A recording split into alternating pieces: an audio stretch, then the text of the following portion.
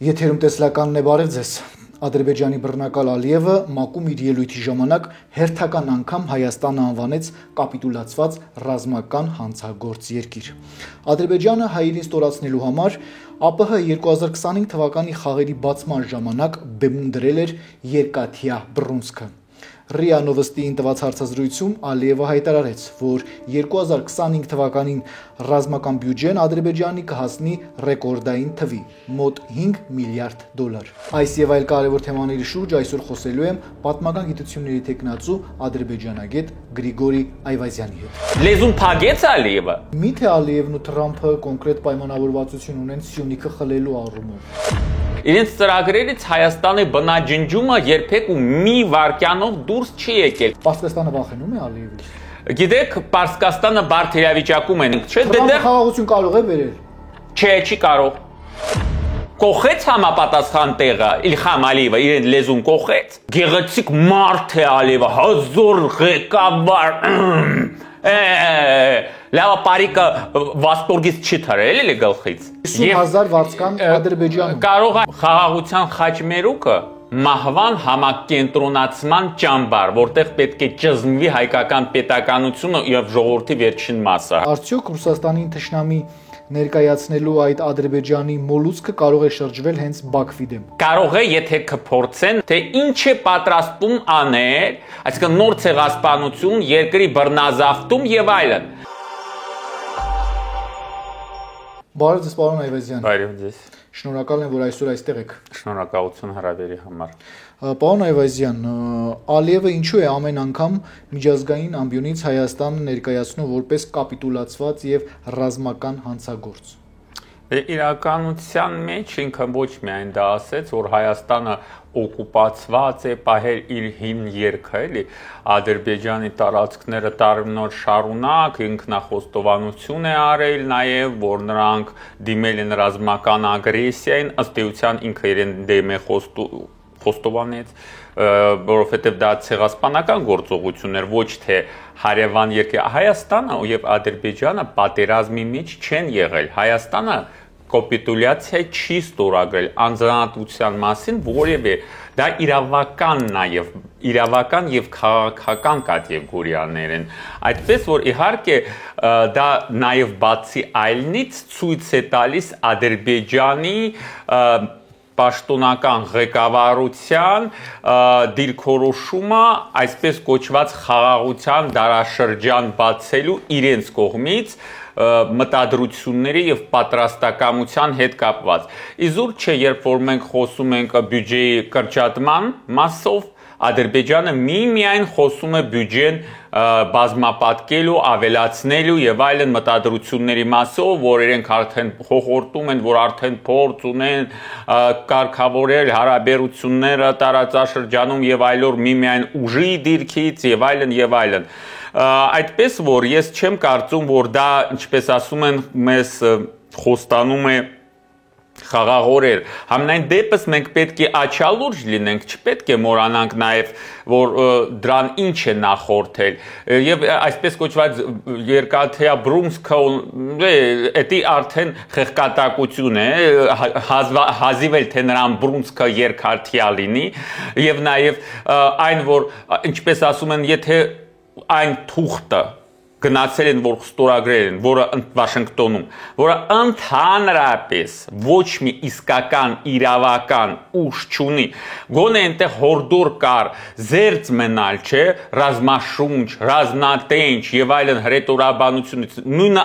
դա չի Ալիևը ինքն է անում, và մնացած պունկտերի մասին խոսքը, ինչ է ասել նույն ՄԱԿ-ի ամբիոնից, որ Թրամփի ճանապարհի մասին Զանգիձուրի միջանցքով։ Այսինքն իրեն համար ոչ թե անգամ Թրամփի ճանապարհը այսպես կոչված Զանգիձուրի միջանցքն է, այլ Սյունիքի եւ Վայոց ձորի մարզերը ամբողջությամբ։ Միթե դա տարածքային պահանջ է, բացահայտ։ Միթե Ալիևն ու Թրամփը կոնկրետ պայմանավորվածություն ունեն Սյունիքը խլելու առումով։ Լսեք, այն Թրամփը, որ Ադրբեջանը ու Հայաստանը շփոթեց, ինչ որ Թոթովանքի հետ եւ Ալբանիա բարը արտահայտեց, ան Թրամփը երբ որ նրան լրագրողները ասել են դուք հանդիպել եք Փաշինյանը եւ Ալիևի հետ, ինքը ասում է ում Բրեժնևի ու Լենինի հետ է հանդիպում երևի թե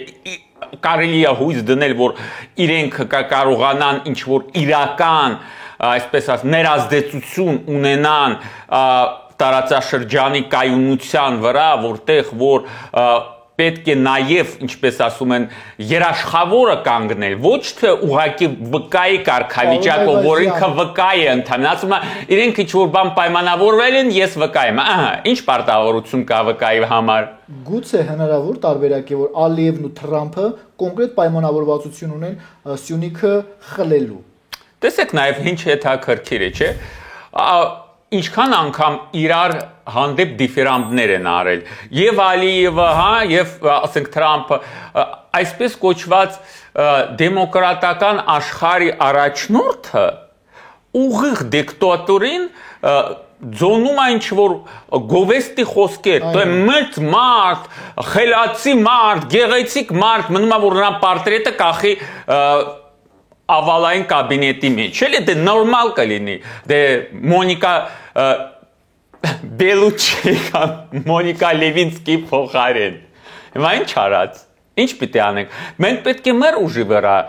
հույս ունենանք մենք պետք է դա այս ուղղությամբ աշխատենք հասկանանք ինչ վտանգ է սպառնում ողջ տարածաշրջանի խոսել եմ միջանցքի տրամաբանությունների մասին տեսեք հիշում ենք թե զուտ ֆորմալ եւ իրական պատճառը երկրորդ համաշխարհային պատերազմի պայթմանը ինչ էր այսպես կոչված Դանցիկի միջանցքն էր, որը պահանջում էր նացիստական Գերմանիան, իբրև թե իրենց դարավոր հողերը, հա, արևմտյան եւ արևելյան Պրուսիան իրար միացնեն ցամաքային ճանապարհով։ Տեսել ենք այս ուղղությամբ ինչքան երկար քարոզչություն էր գնացել, բանակցություններ են գնացել, ով ինչ երաշխիքներ են տվել, որպեսզի Հիտլերը զսպի իր ախորժակը գոնե այս ուղղությամբ եւ վերջը գնացել են, հա, Բրիտանիայի վարչապետ Նևիլ Չեմբերլենի ժամանակ հանդիպել են Հիտլերի հետ, կնքել են Մյունխենյան, հա, գործարքը, խայտարակ գործարքը, որ պատմության մեջ որ մի թուղթ են բերել թափահարելով Լոնդոնում, խաղաղություն ենք բերել ձեզ համար եւ ինչքան ժամանակ անցավ միջև համաշխարհային պատերազմի վերաբռնկմանը պաշտոնական ինչ էր այն ժամանակվա նաեւ ապագայի Բրիտանիայի վարչապետ Չերչիլը ասում էր որ խայտարակության ու պատերազմի միջև դուք ընտրել եք խայտարակությունը պատերազմն էլ կստանաք ստացել են չէ վերջեվերջո ընդամենը սեպտեմբերի 1-ին Գերմանիան ներխուժեց Լեհաստանը միջանցք բացելու համար եւ վերջեվերջո մենք նաեւ պետք է հիշենք թե ով է ստեղծել Թուրքիայի եւ Նախիջևանի միջև միջանցքը Արդյոք խոսքը գնար այսպես կոչված Զանգեզուրի միջանցքի մասին, եթե ժամանակին Պարսկաստանը չզիջեր այդ փոքրիկ հատվածը Նախիջևանի ուղությամբ, հա? Թուրքիային, որով ստեղծել են Նախիջևանի միջանցք, որը հնարավոր դրա դիմաց Պարսկաստանը տարածք ստացավ, չէ՞։ Տարածք ստացավ, բայց դա առողջին չէ, եթե հաշվի առնենք կարևորությունը այս միջանցքի։ Այսինքն Պարսկաստանը այս իր քայլով ստեղծել է ապագա այսպես կոչված Զանգեզուրի միջանցքի խնդիրը։ Միջայ դա հնարավոր չէր լիներ, որովհետև անգամ Պարսկաստանը այդ խնդիրը ստեղծել է, հիմա էլ այդ խնդրի ձեռքը ընկել է կրակը։ Դե տեսել ենք նաև ինչ, այո, շարունակվում է։ Իրենք այդ ճնշման սլակը նաև ուղղել են ոչ թե իրենց տարածքի վրա, այլ հայկական Հայաստանի Հանրապետության տարածքի վրա։ Պարսկաստանը վախենում է Ալիևից։ Գիտեք, Պարսկաստանը բարդ իրավիճակում է գտնվում, չէի ասի կամ չեմ մտածում, որ վախենում է, բայց այդուամենայնիվ վարում է այդպիսի քաղաքականություն, դուք տեսնում եք, թե օրերս նաև Իսրայելը ինչ քաղաքականություն է կիրառել, գազը կիրառում է, գազայի նկատմամբ, Իսրայելի Քնեսետը որոշում է ընդունել, որ վարչական վերահսկողությունը վերցնում է կառավարումը, այսինքն այսպես կոչված պաղեստինյան ինքնավարության նկատմամբ, տարածքների նկատմամբ ամբողջությամբ Իսրայելի պատմության մեջ առաջի անգամ։ Այսինքն որևէ օգուտ չտրվեց, հա, այն երկրների աջակցությունը եւ ճանաչումը, որոնք ճանաչեցին։ Ես կարծում եմ ընդհակառակը դերակատարություն ունեցավ։ Եվ նաև տեսեք, Ադրբեջանը արդյոք ճանաչեց Պաղեստին պետությունը, պատրաստում է ճանաչել, եւ եթե ճանաչել է, ապա երբ, եթե պատրաստում է, կտեսնենք մենք դա, եւ եթե չի ճանաչել կամ էլ չի ճանաչում, ապա ինչու։ Պետք է հարց եւ ուրեմն տարածաշրջանը ողջ երացող կացայի պես է եւ ուրեմն Իրանի համար անշուշտ վտանգները եւ Ամերիկայից եւ Իսրայելից եւ այլն Ադրբեջանից եւ այլն չեն փոքրացել Արցախի Իրանը դրել են ծուղակի մեջ Իրանը նաև ինքն է իր пассив դիրքով այդ հակամարտության հետ կապված, Արցախի ճակատագրի հետ կապված, երկակի խաղ է խաղացել, շնորհավորելով Ադրբեջանին եւ այլն, ինքն է ակամա գուցե նպաստել, որովհետեւ երկրի մեջ է Պարսկաստանը։ Պարսկաստանը վտանգի մեջ է, բայց առավել մեծ վտանգի մեջ է Հայաստանի Հանրապետությունը, որի անվտանգությունը չի ավելացել եւ այդ գործարքը ոչ մի բան չի նշանակում եւ այլևս չի թաքցնում, ասում է դուք օկուպանտ եք, դուք ստորագրել եք անձնատվության մասին պայմանագիրը, ուրեմն ինքը իր համար բացում է ճանապարհ դեպի ճակատավոր արևմտյան Ադրբեջան, արևմտյան ադրբեջանցիների հարցը բարձրացնում դա հողի ներքո, ինչպես Գիտլերը ներխուժեց Հայաստանի տարածքը։ Եվս մեկ անգամ կրկնեմ, եթե չլիներ ժամանակին Իսրայել-Իրան այս ինչպես ասում են դա վերջակետը չէ, բայց այս փուլում այս կարգավիճակը չստեղծվեր, այս իրավիճակը, ապա հաջորդ հարվածը կստանար Հայաստանի Հանրապետությունը, եթե Իրանը չկարողանար դիմադրել այդ ամենին, ապա առաջին իսկ հարվածը կգար Հայաստանի Հանրապետության վրա։ Ադրբեջանը դրան էր այո, սպասում էր։ Հիմա ինչին է սպասում Ադրբեջանը։ Տեսեք, հիմա տեսեք ինչքան են Արցախից հետո ում անվտանգությունը ավելացավ Ռուսաստանի Դաշնության, տեսեք ինչ հրետորաբանություն է օգտագործում ադրբեջանական կողմը հյուսիսային հարևանի նկատմամբ, ասենք թե Դերբենը հինդ ադրբեջանական քաղաք է, Օրենբուրգը օրեյ է, Կալինինգրադը Կյոնիգսբերգ է, տեսեք լեզուները ինչքան են երկար։ Կրեմլը ադրբեջանցիներն են կառուցել։ Այո, Կերեմլի, Կասպից ծովը ադրբեջանցիները իրենց եղունգներով փորել, հանել են, ջուր այնտեղ լցրել են, իրենց մայրերի արցունքները։ Ունեն, քանի որ Ռուսաստանում պաշտոնական ձևով դրվելու է Իլհամ Ալիևի հոր Հեյդար Ալիևի արձանը։ Դե ուր չէր տեղադրվել, ասենք Վրաստանում, մեր հարևան Վրաստանում Ալիևը չդրեց իր հոր արձանը։ Այդպես չէ, բայց գիտեք, այստեղ եւ խնդալն է եւ լալն է, վտանգը չի քիչանում, Ալիևը չի թաքցնում իր հանցավոր նպատակները եւ այդ ուղղությամբ կոնկրետ քայլեր է գործում։ Այո, Ռուսաստանը իր հերթին պատասխանում է, ասենք թե Ադրբեջանին քողարկված ձևով անշուշտ։ Լինի դա իրենց բանը համայնքի ներկայացուցիչների արտաքսումը, քաղաքացիությունից զրկումը այդ թվում։ Դա շոու է, թե իրական։ Չէ, որովհետեւ նրանք այդքան լկտիացել են, որ տեսեք, նստած Մոսկվայում ըստ էության Ադրբեջանի շահերն են սպասարկում։ Լինի դա այդ Գուսմանը, լինի դա Ագալարովները, որոնք Իլհամ Ալիևի բարեկամ են գալիս, հрьяաներ են Ադրբեջանից ցակումով եւ Ռուսաստանում լավ դիրք առած Էլման Ագալարովները իրենց բիզնեսների որոշ չափը ծախելով հիմա կղզի են սարքում Բաքվի մոտ, նոր Դուբայ է, թե ինչ է, այդ գումարները։ Պարզ է, որ հարաբերությունները որոշ չափով մեղմ ասած լարվել են, բայց ադրբեջանցիներին, այսպես ասած, կարելի ասել վտարել են Ռուսաստանը։ Դե համենայն դեպս վերջին նախազգուշացում են արել։ Եթե Մոսկվայի ադրբեջանական համայնքի, ասենք թե եւ այլ տարածաշրջանից ոչ թե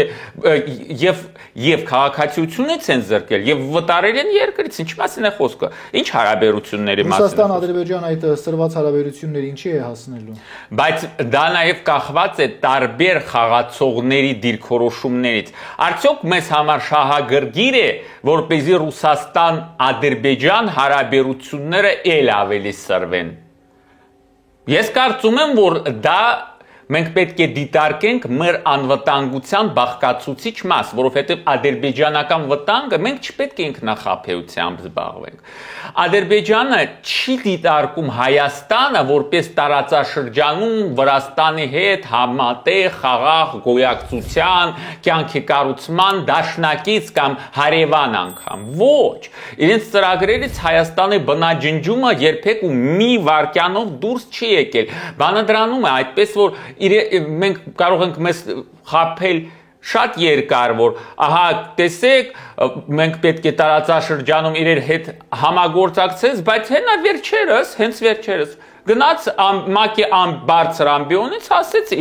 ասեց հայ ժողովրդի, հայկական պետականության մասով ստորացուցիչ հայտարարություններ, որոնք չեն բխում այն ֆորմալ անգամ հայտարարությունից, որոնք նրանք հռչակագրից, որոնք ընդունել են Վաշինգտոնում։ Ուր է այստեղից Ադրբեջանից լավ դրական ազդակներ։ Վաշինգտոնի հանդիպումից ընդամենը օրեր անց Ալիևը օկուպացված հայկական տարածքներում հանդես եկավ, կրկին բռունցք ցույց տվեց, որի ընթացքում հայ հասարակությանը անվանեց հիմար, ծաղրեց իշխանություններին։ Դե այդ ես ասում եմ, ինչպես ասում են, ցենզուրի շրջանակում Ալիևի գործողությունները ցենզուրայի շրջանակում հնարավոր չի նկարագրել, հասկանում եք։ Որ Թրամփը կանխելու է այդ ամենը։ Դե Թրամփը ոչ մի բան էլ չի կանխել, ուր է կանխել։ Կանխել է, բայց ՄԱԿ-ի ամբիոն դուրս է։ ՄԱԿ-ի ամբիոնը դուրս է եկել, ինչ է քարոզում։ Պատերազմ, օկուպանտ, ստիպել ենք ստորագրել, ասում է, ինչի մասին է խոսքը։ Ուր է, լեզուն փագեց Ալիևը։ Կողեց համապատասխան տեղը, Իլհամ Ալիևը իրեն լեզուն կողեց։ Խաղաղության հունի շրջանակի մեջ։ Ամեն դեպքում Թրամփ ասեց, չէ՞ որ խաղաղություն է լինելու։ Դե ասեց, խաղաղություն է բերել Հայաստանը։ Ոչ մի խաղաղություն էլ չէր կարող բերել, ինչով խաղաղություն էր։ Ինչ է նշանակում խաղաղություն են բերել։ Արցախը օկուպացրել են ժամանակավորապես, փախստականներին փողոցներն են լացրել։ Այդ ինչ խաղաղություն, այդ ինչ գարավոր խաղաղության, ում ժամանակահատվածում չէր կարող լինել Ալիևի ուզածը։ Դա անձնատվությունն է մեր երկրին, կապիտուլյացիան, ուրիշ նպատակ, ինքը չունի ոչ մի խաղաղության մասով, ինքը չի, այս ինչ է նշանակում, այդքան երկար հակամարտություններ, Մինսկի խմբի հարց կար, հավաքվել են 30 տարիների ընթացքում եւ մի անգամ Դոնալդ Տրամփը վերակացել սեղանի շուրջ խաղաղություն է բերել ժողովուրդների միջև։ Չի կարող։ Ինչով, տեսել ենք, տեսնում ենք, չէ՞, դե խաղաղություն կարող է բերել։ Չէ, չի կարող։ Որովհետև խաղաղության պետք է կողմերը ձգտեն։ Եթե կողմերը չեն ձգտում խաղաղության, այս պարագայում ադրբեջանական կողմը, ինչ խաղաղության է։ Հանդիպումները առաջին չեն։ Հանդիպումը ի սկզբանե իրավաբանորեն 0 էր։ Ի սկզբանե, բացի դրանից, թե չգիտես ինչին էր պետք հայտարարություն ընդունել, որ Մինսկի խումբն է լուծարում, Ալիևը այնտեղ ինչ էր ցանկանում, լսել, որ անխոչնդոտ ճանապարհը, բայց դա եւս մեկ անգամ պարտավորությունը չի, մենք պետք է շեշտենք, դա պարտավորություն չի, անխոչնդոտ ճանապարհ, Մինսկի խմբի լուծարում, դրա փոխարեն ինչ տվեց, ոչ մի բան էլ չտվեց։ Ոչ մի բան, ուղղակի գնացին մի քանի սելֆի արեցը բան է Տրամփի հետ ու վերջ։ Այդ չի գինը։ Խաղաղության պետք է երկրների ղեկավարությունները ձգտեն, նախապատրաստեն հասարակությունները։ Ադրբեջանը ընդհակառակն է անում։ Ընդհակառակը, ռազմական բյուջեի մեծացում եւ այլն եւ այլն։ Այդպես որ անընդհատ սպառնալիքներ հնչեցնել, վիրավորանքներ հայ ժողովրդի հանդեպ։ Չպետք է դրա վրա աչքեր փակենք։ Ինքը ուղղակի հայտարարություն է անում, թե ինչ է պատրաստվում անել, այսինքն նոր ցեղասպանություն, երկրի բռնազավթում եւ այլն։ Իսկ մենք ինչի հետ պետք է հաշտվենք։ Մենք պետք է բավականաչափ ուշադիր լինենք մեր հայտարարությունների հանդեպ։ Բան այն է, որ չպետք է ամեն օր հայտարարում է հայերի ցեղասպանության նոր ոչրագործության եղեռնի մասին ամեն օր։ Այո, խոստանում է դա անել եւ այդ ուղղությամբ կոնկրետ քայլեր է ձեռնարկում։ Ոչ ՄԱԿ-ը, ոչ Ամերիկան, ոչ եվրոպական մյուս գերհզոր կառույցները երբեք չեն կարողանում Ալիևին կոնկրետ պատժամիջոցների ենթարկել, կոնկրետ լուրջ, բացի ձևական մի քանի նախազգուշացնող զգույշ խոսքերից։ Դե տեսել ենք եւ Եվրոպական միությունը աշխարհի բոլոր ծերերում այս ոչինչ չնշանակող հայտարարությունը, որ դեռ պարզ չկբերի այլ պայմանագրի ստորագրման, թե Ալիևի պահանջները ինչու՞մ է փոխվել։ Նույն սահմանադրությունն է պահանջում փոխել։ Շարունակում է պահանջել։ Դա ներքին գործերի միջամտություն։ Ինչ գործ ունի Ալիևը այս երկրի սահմանադրության մեջ։ Թող իրեն սահմանադրության մեջ նայի, որտեղ որ ասենք տարածքները միջև Երևան քաղաքը նշված են Ադրբեջանի տարածք։ Սևան, Տաուշ, Զանգեզուր, Վայոց ձոր, թող իրեն սահմանադրությունը քանդի։ Պարոն Այվազյան, գնում է Վաշինգտոն, Թրամփի մոտ ասում է խաղաղություն ենք ուզում, խաղաղության դարաշրջան ենք մտել, գալիս է Ադրբեջան։ Ասում է ագրեսոր եք, մենք դες ջարջախեցինք։ Եթե տենց խաղաղություն է ահաբեկիչ եւ արդեն մեծ թափով քարոզչական մեքենա Ադրբեջանում աշխատում է, որ Հայաստանում ապրում են մեծ թվով ահաբեկիչներ եւ պատրաստվում են հարձակվել Ադրբեջանի վրա։ Իրենց հասարակությանը պատերազմին են նախապատրաստում։ Այսպես կոչված ռազմավարի պուրակը արդեն ապամոնտաժել են։ Արդեն ապամոնտաժել են, հարցնում եմ ես։ Չէ, ավելի են զարգացրել։ Բա ինչի մասին է խոսքը, երբ որ խաղաղության կընկնակ, ի՞նչ է նշանակում ծաղրի բանը պուրակ, այս ի՞նչ է նշանակում։ Նվաստացուցիչ ամբողջ հայ ժողովրդի հանդեպ։ Դե նրան բարապաշարն էլ այդ պուրակին։ Թրամփը ինչի՞ չէր ասում է։ Էս ինչ պուրակ է։ Չէ, ասում էր գեղեցիկ մարդ է Ալիևը, հզոր ղեկավար։ Լավ պարիկը վասպորգից չի թռել էլի գլխից։ Հաճույք էր ստանում էլի նրան գովելով, մոռանալով որ հզորագույն երկրի ղեկավարն այդ էլ նացիստի մեկն է, օկուպանտ, ցեղասպան, աշխարհի թիվ 1 երկրի դեմոկրատիայի աղբյուր հանդիսացող Ամերիկայի դեմոկրատիայի փարոս աշխարհում։ Այո, հանդիսացող երկրի ղեկավարը, որը գովում է դիկտատորին, որը բռնազավթում է ուրիշի հողը, ցեղասպանում է ժողովրդին, պահում է իր զորքերը մյուս երկրի սուվերեն տարածքում զորքեր ապահում եւ մտադրություն չունի դուրս հանել այդ ռազմագերիներին նվաստացնում եւ չի պատրաստում ազատել ոչ ոքին, ասում է մենք պայմանավորվել ենք քրիստոնյաների ազատ արձակման, արդեն արձակել են։ Դրանից ինչ եզրակացություն եք կարող անել։ Որ մենք կարող ենք հույս ունենալ միայն մեր ժողովրդի խոհեմության, ուժի վրա եւ միասնականության վրա։ Դա իրենին եւ շատ ճիշտ է։ Գտնենք մեզ համար դաշնակիցներ, որոնց հետ կգտնենք ընդհանուր լեզու, ունենալով ընդհանուր թշնամիներ ու Թրամփի տրվածքով տեսանկյունից եմ ուզում հարցնել, ինչ եք հասկանում Թրամփ Ալիև այդ սիրախաղը, որ արդեն համակրանքի բոլոր ստանդարտները անցել են։ Դե Նոբելյան բան, ուզում են Նոբելյան բանը ստանալ էլի, դե խաղաղության համար, ինչ խաղաղության ձևականություն, թող նայի թե Ալիևը թե ինչ է անում, հա? Այդ ստորագրումից հետո ոչինչ չնշանակող իրապես տեղյակ չի Թրամփը ինչեր է արել։ Գուցե եւ տեղյակ չի, դա մեզ համար ավելի վատ։ Իսկ ով պետք է նրան տեղեկացնի։ Ասում են, որ տարածաշրջանում այդ բոլոր հարցերը կոորդինացնում է Թուրքիայում Ամերիկայի դեսպանը։ Այդպես է։ Դե ես չեմ կարծում, որ նա է կոորդինացնում, բայց հույսով եմ, որ գոնե մեր կողմից դեպի ամերիկան կողմը պետք է հազանգ հնչեցվի եւ փաստերով տեսեք ադրբեջանական կողմը ինչ է անում։ Եվ եթե դուք ինչ որ չափ երաշխավորել եք այստեղ կարգավորման փորձը, թե խոսակցությունը դրա մասին, ապա ճնշում գործադրեք, բայց ինչ ճնշում, եթե Ալիևը միջ այդ մերձեցումը հաչում էր Ամերիկայի վրա։ Հիմա էլ Ամերիկայի հետ մի քիչ մերձեցավ, հաչում է Ռուսաստանի։ Դու բոլորի վրա հաչում էլի կատաղած շամպես։ Պարոն Այվազյան, Իրեն շահը այն է, իշխանությունը պահպանել, գրբանները էլի լցնել անկուշ շանպես։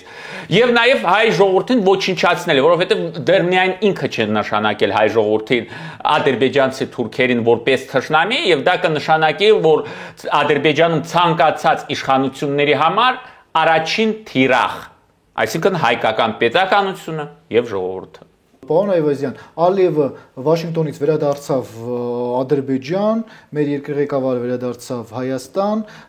ընդամենը մի քանի օր խոսվեց խաղաղության դարաշրջանի լիակատար բացման մասին, որ սարերի հետևում չէ խաղաղության պայմանագիրը, որը ընդամենը ամիսներ առաջ հայտարարել էին, որ բան չի մնացել, գրեթե բոլոր կետերը հստակեցվել է խաղաղության պայմանագիրը կնքելու համար։ Եվ դրանից ընդամենը 1 շաբաթ անց օրերս Ադրբեջանի կառավարությունը հրապարակեց 2026 թվականի պետական բյուջեի նախագիծը,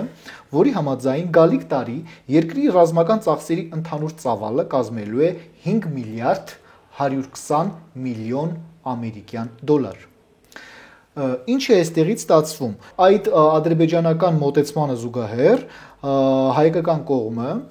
խաղաղության համաձայնագրի նախաստորագրումից, այսպես ասած, ելնելով որոշել են չավելացնել եւ գուցե նաեւ կրճատել մեր ռազմական բյուջեն։ Ադրբեջանը ավելացնում է, մենք կրճատում ենք։ Ադրբեջանը շարունակում է խոսել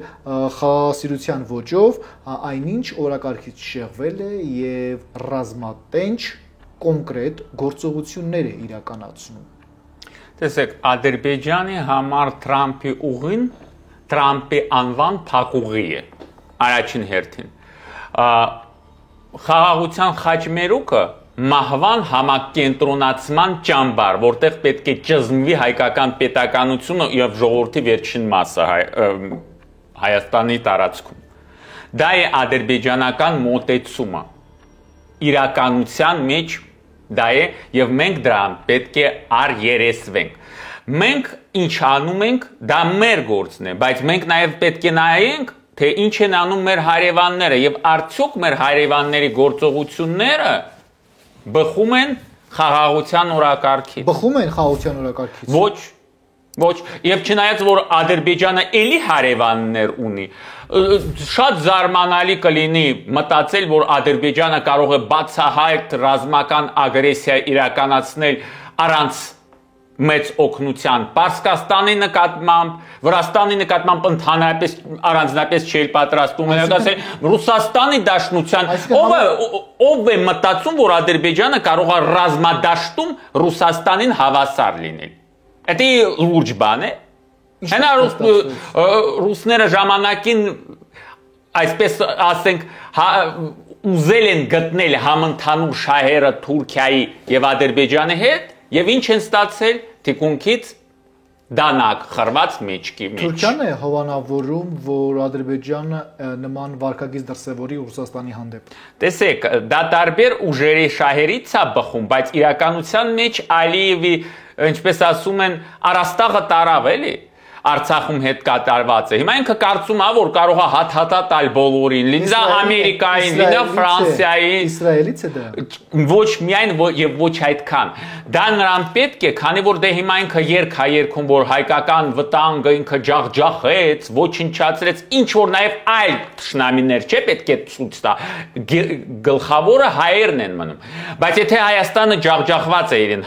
ասածով, կապիտուլյացիա է ստորագրել, ապա այդ ռազմական բյուջեները, քարոզչությունները եւ այլն, դրա համար փորձում է աչից ձախից վայրահաչի մի քիչ։ Ալիևի այդ նման ռազմավարությունը իշխանությունը պահելն է ընդամենը, դա այդքան պարզ է, հարգելիներս, իրենք այտենց ինչ որ մեծ երազանքների դա պարզ է։ Բյուջեն նման ձևով ավելացնելը, վերջին սերնդի ռազմական տեխնիկա, զենք, զինամթերք,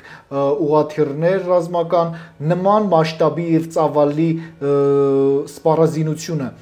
պայմանավորված է միայն Հայաստանով, թե նաև կա տեսակետ, որ պատրաստվում է հարձակում Իրանի վրա, որը հովանավորում եւ ֆինանսավորում է Իսրայելը։ Իրենք միշտ էլ պատրաստ են այդ գործողությունների ներգրավվելը, Ալիևը կհամարձակվի, եթե Իրանը ջախջախված լինի, ապա Ալիևը կարող է բացահայտ միանալ այդ հարձակմանը, բայց ոչ թե առաջինը հարձակվի։ Տեսնում եք, այն նաև բոլոր դրա մասին Պարսկաստանը չի հասկանում։ Չէ, Պարսկաստանը ղեկավարությունը հիշում եք ասում էր, որ Ադրբեջանի տարածքից այնտեղ մտնել են անաթուաչուները եւ այլն, հետո էլ ասում են, դե գիտեք, չէ, ասում են, գիտեք Ալիևը ասեց ապացույց ներկայացրեք, դե ոնց որ իրենք գիտեն, Ադրբեջանում գիտեն որ կա, բայց ստացվում է որ չեն կարող ներկայացնել, կամ չեն ուզում։ Ընդամենը օրեր առաջ էլ այդ հայտարարությունից Իրանի հետախույզները բացահայտել էին եւ պարզել էին, որ կա նման բան։ Դե սեպարատիստական շարժումները Պարսկաստանի հյուսիսում պարզ է նաև Իսրայել եւ Ադրբեջանը։ Նույնիսկ Հայաստանում։ Դա, բայց ոչինչ է։ Այնինչ Իրանի նախագահը Չեղարկել, հա, եկավ գնաց այնտեղ մի քանի սելֆի Ալիևի հետ Շուշիում արեց, օկուպացված ժամանակավորապես օկուպացված Արցախում ժպտաց, հետո եկավ այստեղ չմտավ ցեղասպանության թանգարան, տեսնում ենք, չէ, դուալիզմը։ Պարոն Այվազյան, հստակ հարց եմ տալիս, հստակ խնդրում եմ պատասխանել։ Կարող է 5 միլիարդանոց ռազմական բյուջեն Ադրբեջանի ընկալվել որպես նոր պատերազմի նախապատրաստություն։ Համենայն դեպս դա նաև կմսխվի որոշ չափով ադմինիստրացիայի կողմից, դե կերակրատաշտն է, չէ՞ իրեն նրանց վերջը։ Եվ նաև կարելի է դա արձանագրել որպես այդ պատերազմական գործողությունների շատ մեծ շանսերի արկայությունը եւ նաեւ Հայաստանի հանդեպ լինի դա ցանկացած իզուր չէ որ ես օրինակ եմ ձեզ բերել Գդանսկի Միջանսկի հարցը հիշում եք ինչի արիթ է դարը ով է բացառում որ այո ով է բացառում որ Զանգեզուրի այսպես կոչված Միջանսկի հարցը չի կարող լինել այդպիսի արիթ եթե որոշ մարդիկ մտածում են որ Արցախի հարցը ժամանակավորապես չակերտավոր փագելով նրանք տարածաշրջանում լարվածությունը կիջեցնեն մենք տեսնում ենք որ դա այդպես չէ ռուսական արջը կարող է գազազել որ թուրքերի ախորժակը դրանով կփակվի կամ կնվազի հայկական հողերի հանդեպ հայկական արյան տենչի հա նրանք տենչում են չէ հայկական արյուն թափել դրա տենչը որ նվազի չի նվազել ինչպես որ տեսնում ենք ինչ վերաբերում է ռուսական արջին պարսկական այսպես ասենք արյուծին եւ հայկական արծվին ամեն մեկը պետք է իր խաղը խաղա սեփական շահերից բխելով Պուտինը կարող է փակուղի մտցնել Ալիևին եւ վերցնել ու խլել Արցախը Պուտինը պետք է նախ վերջական հարցը վերջացնի Ուկրաինայի հետ կապված Միջև այդ ես չեմ կարծում որ լայնածավալ ինչ որ գործողություններին նրանք ընդունակ են իսկ այն որ խոցել կարող են եւ խոցում են հարաբերությունների լարում մեծ հարված ադրբեջանական դիասպորայի ջեբի նկատմամբ կոպիտ ասած դա գրբանին գիտեք չէ որ Ալիևին գրբանին կպնում ես դա նրան լուրջ նրլարին ես կպնում դե պարզ է ինչի մասին է խոսքը այդպես որ մենք պետք է ուղակի բոլոր ցանկացած զարգացումներին պատրաստ լինենք ինչպես անում է դա Ադրբեջանը չէ մի կողմից ասում է խաղաղություն ենք բերում հետո ասում է տեսնում եք այդ խաղաղության մենք հասել ենք ռազմական ճանապարհով պետք է ուրեմն ել ավելի մեծացնենք մեր բյուջեն որպեսզի թշնամիները իմանան եւ բարբաջանքները իրենք այսպես կոչված մասնագետները ասում են իբրև թե Ադրբեջանը կարող է ռազմական գործողությունները թե Իրանի թե Ռուսաստանի հանդեպ ելուր մնաց Հայաստանը Հայաստանը ասում է եւ Արցախը թող ձեզ օրինակ լինի դե իրենք լրիվ բանը տարել է էլի էֆորիան այսպես կոչված Դրան հավելում ասեմ պարոն Այվազյան որ ըստ բաց աղբյուրների տվյալների միայն 2025 թվականի առաջին կեսին հունվարից մինչև հունիս Ադրբեջանը ընդհանուր առմամբ անցկացրել է 30 համատեղ եւ առանձին զորավարժություններ իսկ հուլիս օգոստոս ու սեպտեմբերին մինչև օրս Իսկ հուլիս, օգոստոս ու սեպտեմբերին մինչև օրս եւս 11 առանձին ու համատեղ զորավարժություններ է կազմակերպել։ Սա ինչի ցուցիչ է։ Ըստ էության դա այսպես կոչված չակերտավոր պերմանենտ զորավարժություններ են։ Նրանք իրենց զորքը առաջին պատրաստության միշտ պահում են։ Եվ նաև Արցախի հանդեպ հարձակման ժամանակ, Հայաստանի հանդեպ հարձակման ժամանակ միշտ էլ այսպես ասենք զինավարժությունից զինավարժության անցկացման արանքում է դա անգել։ Այդ զորավարժությունները միթե ցուցիչ չեն սպասվող պատերազմի։ Աներկբա,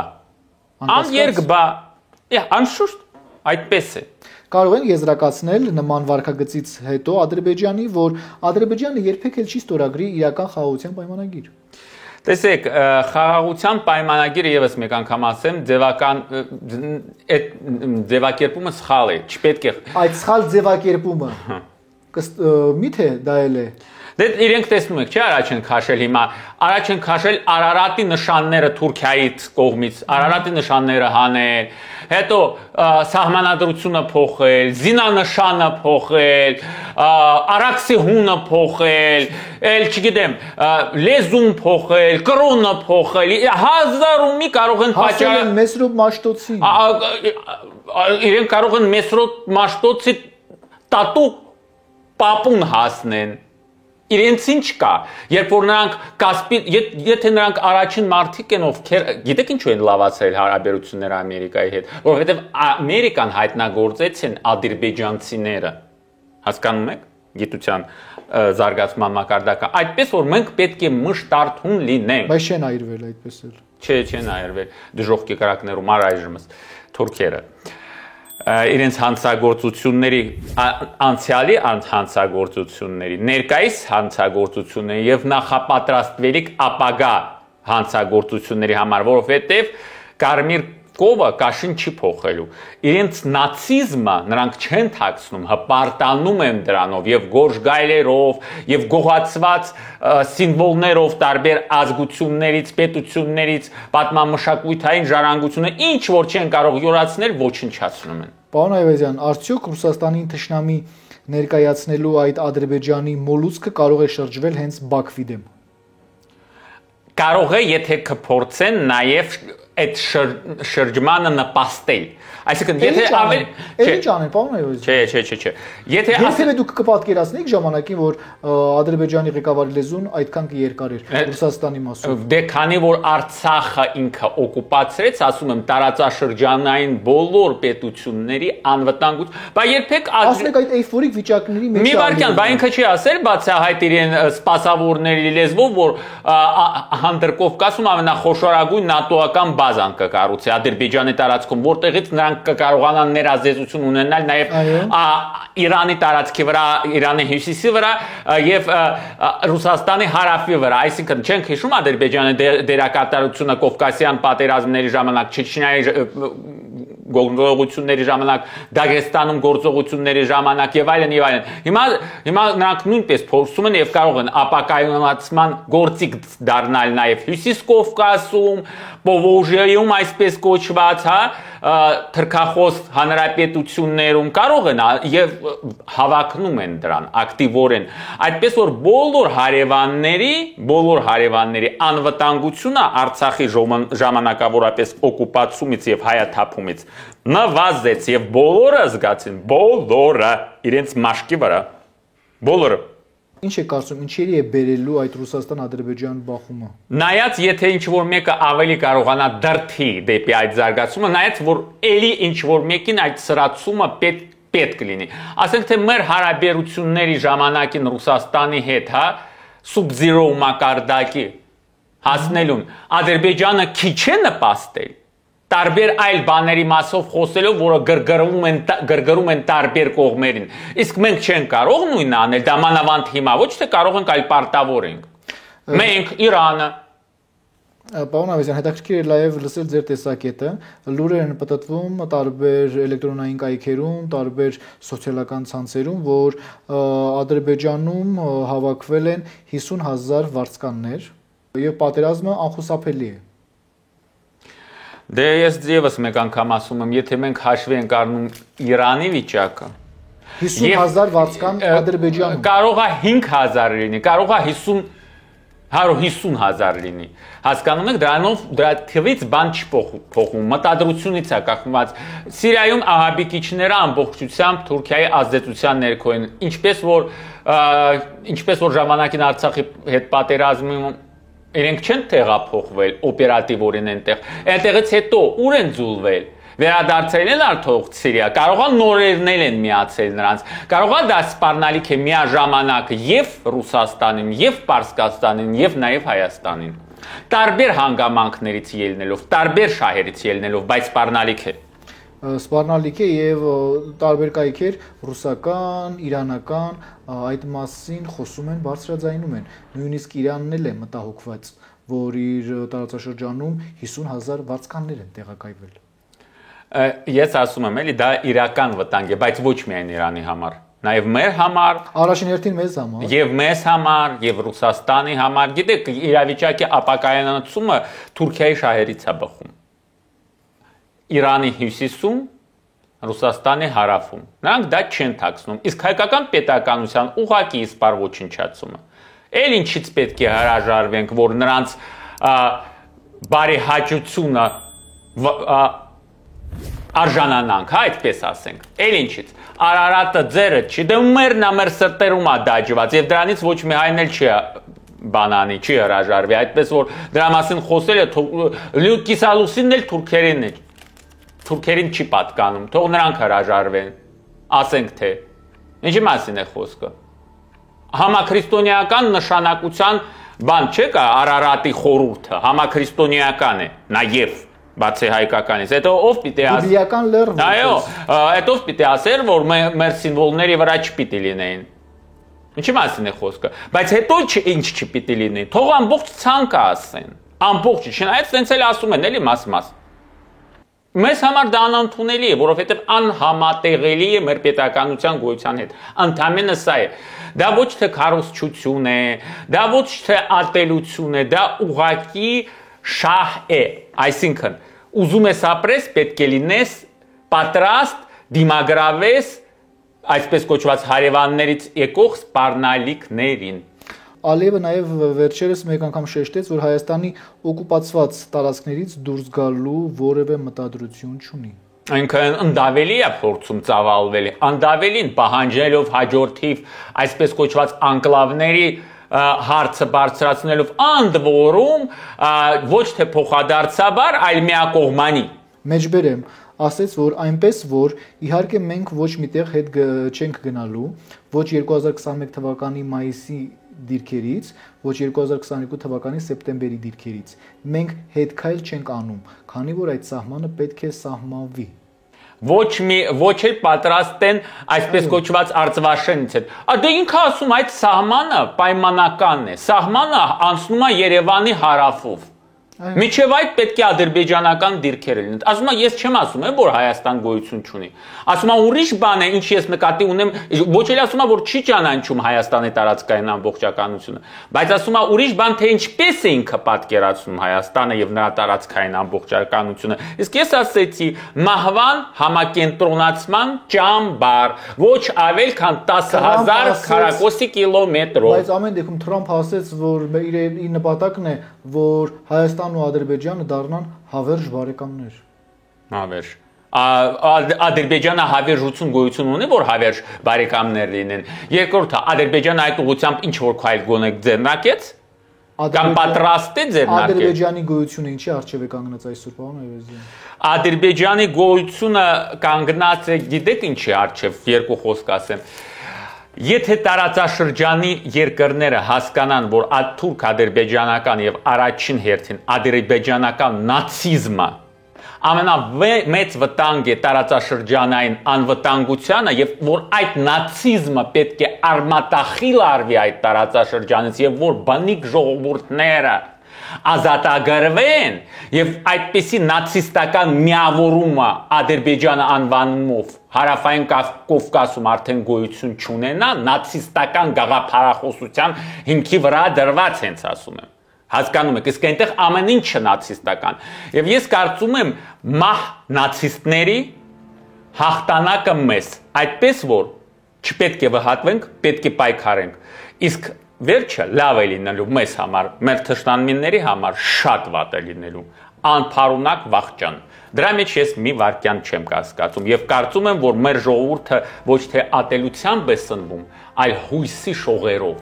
Իսկ մենք բոլորս հույս ունենք, որ լավ կապրենք, խաղաղ ապրենք եւ անպայման մեր երկրում եւ արժանապատիվ։ Եվ դրա համար մեզնից յուրաքանչյուրը անում է ամեն ինչը, օրից մինչեւ երեկո։ Եվ այո, մենք նորից